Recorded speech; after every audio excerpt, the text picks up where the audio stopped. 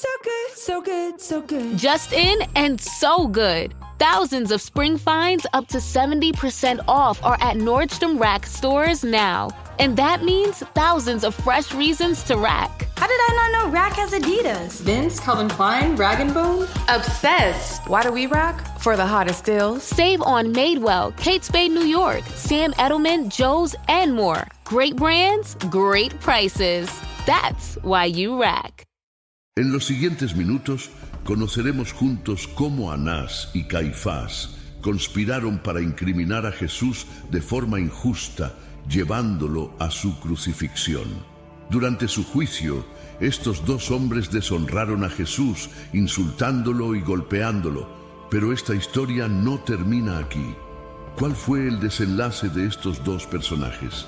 A continuación, exploraremos el fatídico final de cada uno de ellos. Anás y Caifás fueron los sacerdotes responsables del asesinato de Jesús, emergiendo como personajes nefastos que orquestaron su condena. En el Evangelio de Mateo, en el capítulo 26, versículos del 59 al 68, se narra el juicio severo que llevó a Jesús a la cruz. Durante este juicio, altos sacerdotes y el concilio se aliaron contra él, buscando acusaciones falsas y testigos que mintieran, configurando así una trama propia de una tragedia desgarradora. En un momento de alta tensión, el sumo sacerdote desafía a Jesús, quien, aún en su sufrimiento, responde con palabras llenas de autoridad y visión futura. Y veréis al Hijo del Hombre sentado a la diestra del poder de Dios y viniendo en las nubes del cielo. Mateo 26, 64. Para ellos, estas palabras fueron vistas como una blasfemia, lo que llevó a una declaración de culpabilidad. Este es un relato que no querrás perderte. Sigue el video hasta el final para descubrir cómo terminaron Anás y Caifás en esta narrativa cargada de drama y suspenso. Te sorprenderás con el desenlace en ese momento crucial, cuando algunos profanaron su dignidad escupiéndole, otros lo golpearon mientras se burlaban, desafiándolo a profetizar quién le había golpeado. Anás y Caifás, los cerebros de esta conspiración mortal, jugaron un papel crucial en la acusación que llevó a Jesús al monte Gólgota, un episodio lleno de angustia y resonancia histórica. ¿Quiénes eran realmente Anás y Caifás? En aquellos días, Jerusalén estaba bajo la estricta dominación romana y los líderes locales estaban en una constante lucha de poder. Los líderes religiosos judíos, a cargo del templo sagrado, un lugar de enorme importancia espiritual, y las autoridades romanas, deseosas de mantener el control y la estabilidad política, atraían multitudes que venían a ofrecer sacrificios y cumplir con sus obligaciones religiosas. Controlar el templo significaba ejercer un poder tanto religioso como político. Anás y Caifás, destacados dentro de la secta de los saduceos que negaban la resurrección, alcanzaron posiciones de sumo sacerdote, convirtiéndose en figuras clave en la comunidad religiosa. Anás, en particular, ocupó varias veces el puesto de sumo sacerdote, consolidando su influencia y autoridad. La narrativa sobre el ascenso de Anás al poder, especialmente su primera designación en el año 6 después de Cristo bajo Quirino, gobernador de Siria, y su mantenimiento en el poder hasta cerca del año 15 después de Cristo, muestra cómo estableció un sistema de nombramientos dentro de su familia, asegurando la perpetuación de su influencia en el liderazgo religioso y la autoridad absoluta sobre el sumo sacerdocio, convirtiéndose en una poderosa fuente de autoridad dentro del templo de Jerusalén. En aquel tiempo, Anás gestionaba ceremonias, supervisaba ofrendas y aseguraba la observancia de las leyes religiosas. Su influencia iba más allá de lo espiritual, ya que Anás también emergió como una figura clave en el ámbito político, aprovechando el templo como núcleo de autoridad y mando en la comunidad judía. Además, tenía control sobre el rentable impuesto del templo y la conversión de monedas.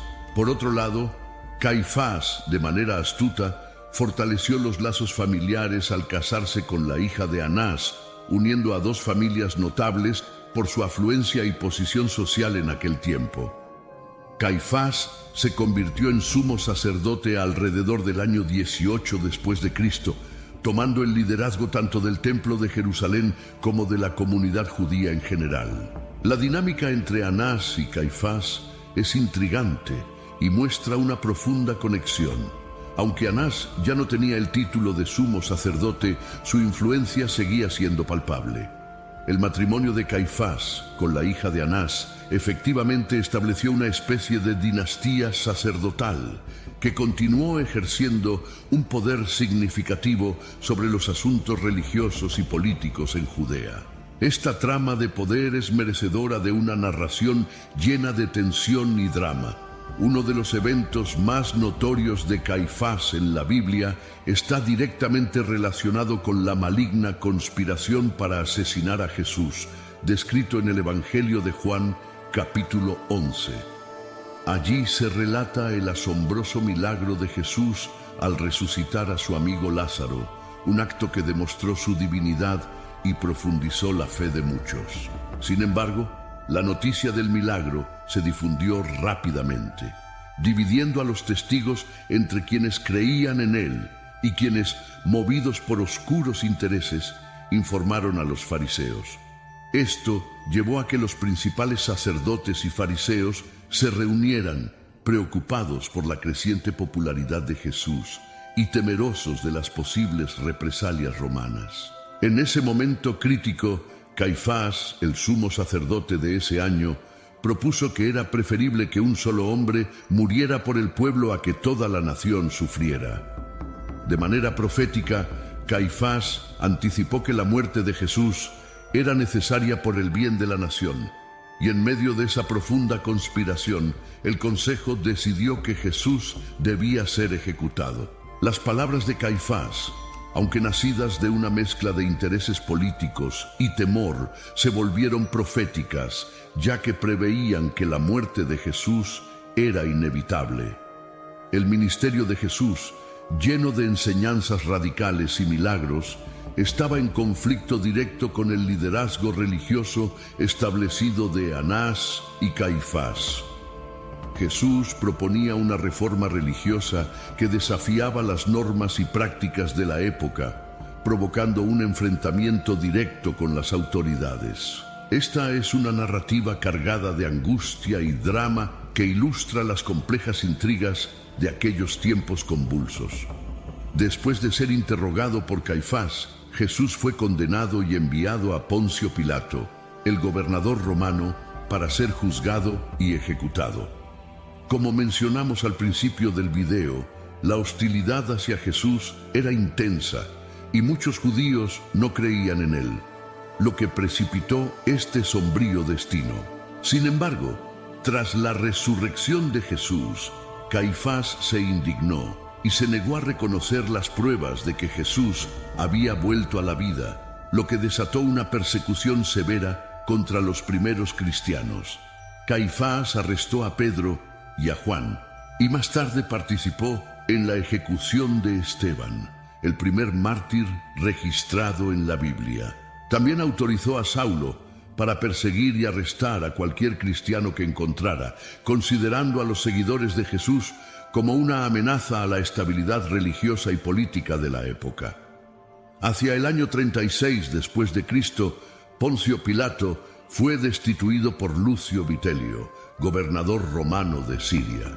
Sin el apoyo de Pilato, Caifás también fue depuesto de su cargo como sumo sacerdote, concluyendo así un periodo excepcionalmente largo de 18 años en el puesto, una duración inusual bajo el dominio romano que solía cambiar frecuentemente a los sumos sacerdotes para evitar que se consolidara demasiado poder y asegurar su control. Tras la destitución de Caifás, las relaciones entre los judíos y los romanos comenzaron a tensarse. Aunque los gobernadores romanos generalmente mostraban poco aprecio por los líderes judíos, existía una cooperación mutua para asegurar la estabilidad política. Sin embargo, este vínculo se fue deteriorando progresivamente. Detrás de la figura de Caifás estaba el poderoso linaje de Anás, los benjaminitas, que dominaron tanto la esfera religiosa como la política en Jerusalén durante el tiempo que vivió Jesús. Esta familia es recordada como un grupo ambicioso y manipulador que usaba su astucia para asegurar las posiciones más rentables y prestigiosas en el templo. Una historia llena de poder, intrigas y conflictos que aún resuena en el tiempo. En el año 30, Jonatán, hijo de Anás y cuñado de Caifás, tenía un rol prominente como líder clerical, supervisando las ceremonias y manteniendo el orden en el templo. Se cree que la familia de Anás controlaba el comercio de animales para sacrificio, un negocio muy lucrativo. Los miembros del clan poseían tiendas y establecimientos en Jerusalén, ampliando su influencia. Cuando Jesús expulsó a los mercaderes y cambistas del templo, acusándolos de convertirlo en una cueva de ladrones, desafió directamente este poder establecido, lo que pudo haber exacerbado la hostilidad hacia él. Los benjaminitas, liderados por Anás, eran una de las familias más ricas y poderosas dentro de la aristocracia sacerdotal y vivían cerca del palacio de Pilato en Jerusalén. Hallazgos arqueológicos recientes, como un osario con la inscripción Joseph Bar Caifás, sugieren que hemos encontrado la tumba de la familia de Caifás mencionada en los evangelios. Sin embargo, el destino de Anás y Caifás fue trágico. Caifás murió durante la toma de Jerusalén por los romanos, intentando defender el templo sagrado. Trágicamente, el templo que Jesús había profetizado que sería destruido fue efectivamente arrasado por las fuerzas romanas, un evento que el historiador Flavio Josefo describió como uno de los más grandes desastres de la historia. La destrucción de Jerusalén y del templo fue interpretada por algunos teólogos judíos como un castigo divino por la arrogancia y el odio que se habían infiltrado en la sociedad judía de aquel tiempo. Esta narrativa nos recuerda el perdón profundo de Jesús, quien en la cruz expresó palabras de amor y compasión. Padre, perdónalos, porque no saben lo que hacen. Lucas 23:34, Reina Valera 1960. Este mensaje de perdón y compasión sigue resonando hoy como un ejemplo poderoso del amor divino, en una historia fascinante y angustiosa que nos hace reflexionar sobre los tumultuosos eventos de aquel tiempo y la influencia de figuras poderosas como Anás y Caifás. La trágica secuencia de eventos es dramática y conmovedora, con las vidas de Anás y Caifás, altos líderes religiosos de la época, envueltas en eventos catastróficos. Caifás encontró su final durante la captura de Jerusalén por los romanos mientras defendía el templo, que Jesús había predicho sería destruido y fue realmente demolido por las fuerzas romanas. Flavio Josefo relata que un gran número de personas, principalmente judíos, perecieron durante este asedio. Los teólogos judíos consideraban la destrucción del templo y de Jerusalén como un castigo divino debido a la creciente hostilidad y arrogancia en la sociedad judía de esa época. La cita del emperador Tito, quien se negó a aceptar una corona de victoria, destacando que no había mérito en derrotar a un pueblo abandonado por su propio Dios, es significativa y refleja la magnitud de la tragedia. Este mensaje de redención y amor sigue siendo un eco en el tiempo, evocando las dolorosas repercusiones de los eventos de aquel periodo y demostrando cómo las profecías de Jesús se realizaron de manera asombrosa. Este relato nos invita a meditar sobre los momentos críticos en la historia de la humanidad y sobre la importancia del perdón y la misericordia. incluso en circunstancias desalentadoras. El destino de Anás, prominente miembro del clan de Aná, sigue siendo un enigma lleno de tragedia. Las historias compartidas sobre él y su linaje son profundamente fascinantes. De acuerdo con el historiador Plinio el Viejo del primer siglo, Anás era visto como extremadamente afortunado, ya que 5 de sus hijos lograron ser sumos sacerdotes, y él mismo ocupó ese prestigioso puesto por un tiempo. Sin embargo, estos logros podrían haber sido vistos con escepticismo, como señala el Talmud, que critica a los descendientes de Anás por su abuso de poder e influencia, así como por su involucramiento en actos condenables. Fuentes de las primeras tradiciones cristianas sugieren que Anás tuvo un fin trágico y angustioso, muriendo al golpearse la cabeza contra las paredes después de reconocer su rol en la conspiración para ejecutar al Mesías. Esta es una narrativa oscura y enigmática que proporciona una visión sobre los líderes religiosos de la época y su relación con eventos trascendentales en la historia de Cristo. Si llegaste hasta aquí, no olvides darle like, suscribirte al canal y compartirlo para que estas reflexiones lleguen a más personas. Dios te bendiga.